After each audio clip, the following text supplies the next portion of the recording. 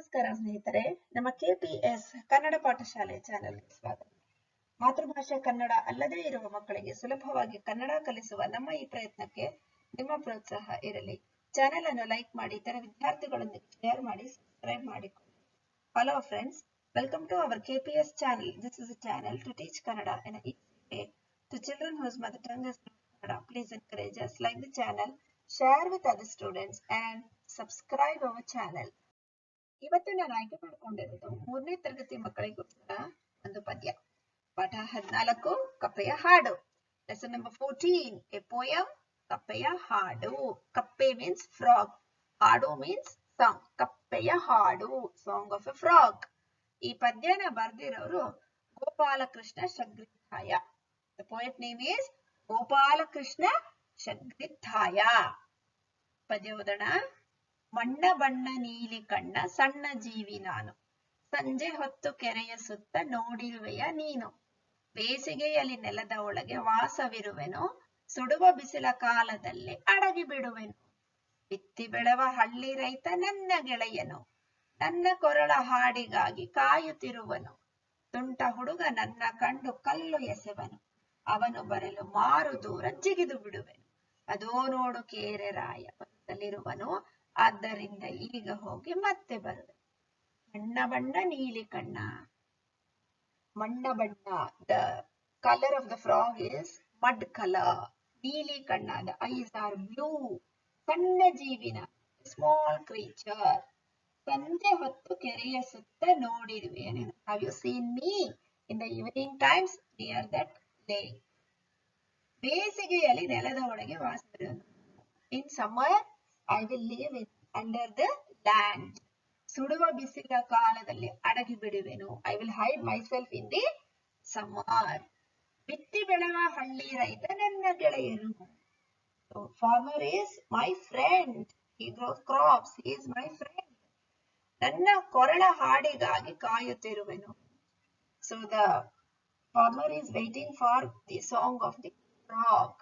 You know, frog is called as the friend of farmer because the frogs eat some insects from the soil, so that will help for the farmer. ತುಂಟ ಹುಡುಗ ನನ್ನ ಕಂಡು ಕಲ್ಲು ಎಸೆವನು. The naughty boys are throwing stones on the frog. ಅವನು ಬರಲು ಮಾರು ದೂರ ಜಿಗಿದು ಬಿಡುವನು. If the naughty boys comes, immediately I will jam. ಅದೋ ನೋಡು ಕೇರೆ ರಾಯ ಬದುಕಲಿರುವನು. So the snake is coming. ಆದ್ದರಿಂದ ಈಗ ಹೋಗಿ ಮತ್ತೆ ಬರೋಣ. Now I will move and I'll come back once the frog has gone, because the frogs are enemy for the snakes. They will just eat them off. So you have to learn this poem, children. ಪದಗಳ ಅರ್ಥ. Let us learn the meanings. ಹೊತ್ತು, ಸಮಯ, ವಾಸಿಸು, ಜೀವಿಸು, ಎಸೆ, ಬಿಸಾಡು, ಸಣ್ಣ, ಚಿಕ್ಕ, ಅಡಗು, ಬಚ್ಚಿಟ್ಟುಕೋ, ಅವಿತುಕೊಳ್ಳು, ಕೊರಳು, ಕುತ್ತಿಗೆ, ಜಿಗಿ, ಹಾರು, ರಾಯ, ರಾಜ. ಟಿಪ್ಪಣಿ ಬರೆಯಿರಿ. ಮಾರು, ಎರಡು ಕೈಗಳನ್ನು ಅಡ್ಡಕ್ಕೆ ಚಾಚಿದಷ್ಟು ಅಳತೆ. ಕೇರೆ, ಒಂದು ಜಾತಿಯ ವಿಷವಲ್ಲದ ಹಾವು. ಈ ಕೆಳಗಿನ ಪ್ರಶ್ನೆಗಳಿಗೆ ಉತ್ತರಿಸಿ. ಕಪ್ಪೆಯ ಬಣ್ಣ ಯಾವುದು? ಕಪ್ಪೆಯ ಬಣ್ಣ ಮಣ್ಣಿನ ಬಣ್ಣ. ಕಪ್ಪೆಯ ಕಣ್ಣು ಹೇಗಿದೆ? ಕಪ್ಪೆಯ ಕಣ್ಣು ನೀಲಿಯಾಗಿದೆ. ಕಪ್ಪೆ ಯಾವ ಸಮಯದಲ್ಲಿ ಕಾಣಸಿಗುತ್ತದೆ? ಕಪ್ಪೆಯ ಸಂಜೆ ಹೊತ್ತಿನಲ್ಲಿ ಕಾಣಸಿಗುತ್ತದೆ. ಬೇಸಿಗೆಯಲ್ಲಿ ಕಪ್ಪೆ ಎಲ್ಲಿ ವಾಸ ಮಾಡುತ್ತದೆ? ಬೇಸಿಗೆಯಲ್ಲಿ ಕಪ್ಪೆ ನೆಲದ ಒಳಗೆ ವಾಸ ಮಾಡುತ್ತದೆ. ಕಪ್ಪೆಯ ಗೆಳೆಯ ಯಾರು?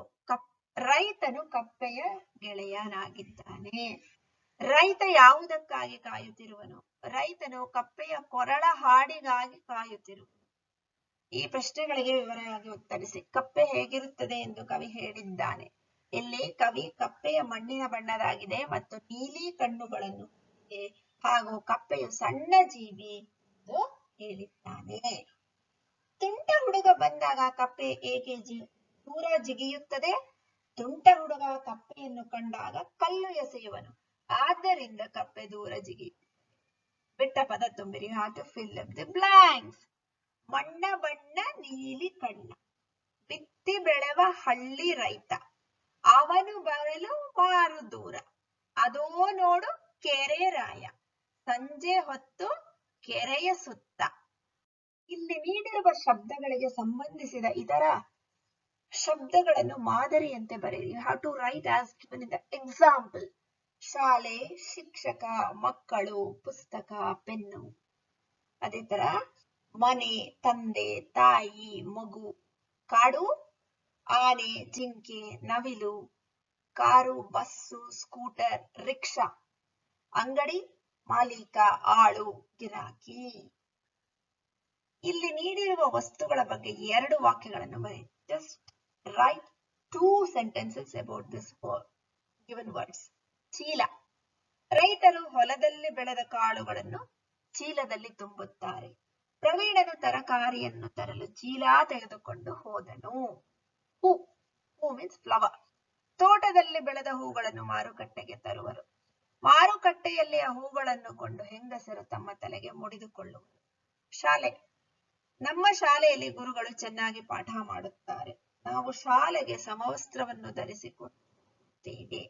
Like this you have to write the sentences. ಈ ವಾಕ್ಯದಲ್ಲಿ ಬರುವ ಲಿಂಗಸೂಚಕ ಪದಗಳನ್ನು ಗಮನಿಸಿ ಬಿಟ್ಟಿರುವ ಸ್ಥಳವನ್ನು ತುಂಬಿರಿ. You have to identify the genders and fill in the blanks. ಹುಡುಗ ಕಲ್ಲು ಎಸೆಯುವನು. ಹುಡುಗಿ ಕಲ್ಲು ಎಸೆಯುವಳು. ಗೆಳೆಯ ಆಡಲು ಕಾಯುತ್ತಿರುವನು. ಗೆಳತಿ ಆಡಲು ಕಾಯುತ್ತಿರುವಳು. ತುಂಟ ಕಲ್ಲು ಎಸೆಯುವನು. ತುಂಟಿ ಕಲ್ಲು ಎಸೆವಳು. ಅವನು ಊರಿಗೆ ಬಂದನು. ಅವಳು ಊರಿಗೆ ಬಂದಳು. ಅಪ್ಪ ಕೆಲಸಕ್ಕೆ ಹೋದನು. ಅಮ್ಮ ಕೆಲಸಕ್ಕೆ ಹೋದಳು. So you can make out the difference between genders. Masculine gender and feminine gender. ಪುಲ್ಲಿಂಗ ಮತ್ತು ಸ್ತ್ರೀಲಿಂಗಕ್ಕೆ ವ್ಯತ್ಯಾಸಗಳನ್ನ ಈ ವಾಕ್ಯಗಳಲ್ಲಿ ಕಲ್ತ್ಕೋಬಹುದು. ಭಾಷಾ ಚಟುವಟಿಕೆ. ಈ ಶಬ್ದಗಳಿಗೆ ಮಾದರಿಯಂತೆ ಪ್ರಾಸಪದ ಬರೆಯಿರಿ. Write the rhyming words. ಮಾದರಿ. ಬಾರಿ, ಹಾರಿ, ಸೇರಿ, ಮಾರಿ. ಅದೇ ತರ ನಾನು, ನೀನು, ಅವನು, ಸೀನು. ದೂರ, ಹತ್ತಿರ, ಸಮರ, ಮಧುರ. ಬಿಡಿಸಿ ಬರೆದಿರುವನ್ನು ಜೋಡಿಸಿ ಬರೆಯಿರಿ. ಮಾದರಿ. ಕಾಯುತ್ತಾ ಪ್ಲಸ್ ಇರುವೆನು, ಕಾಯುತ್ತಿರುವೆನು. Have to write as given the example. ಬರುತ್ತಾ ಪ್ಲಸ್ ಇರುವೆನು, ಬರುತ್ತಿರುವೆನು. ನೋಡುತ್ತಾ ಪ್ಲಸ್ ಇರುವೆನು, ನೋಡುತ್ತಿರುವೆನು. ವಾಸಿಸುತ್ತಾ ಪ್ಲಸ್ ಇರುವೆನು, ವಾಸಿಸುತ್ತಿರುವೆನು. ಇಲ್ಲಿಗೆ ಪಾಠ ಮುಗ್ದಿದೆ. ಚೆನ್ನಾಗಿ ಅಭ್ಯಾಸ ಮಾಡ್ಕೊಳ್ಳಿ. ಮತ್ತೆ ಮುಂದಿನ ತರಗತಿನಲ್ಲಿ ಭೇಟಿ ಮಾಡೋಣ. So let us meet in our next class. Thank you children. Bye.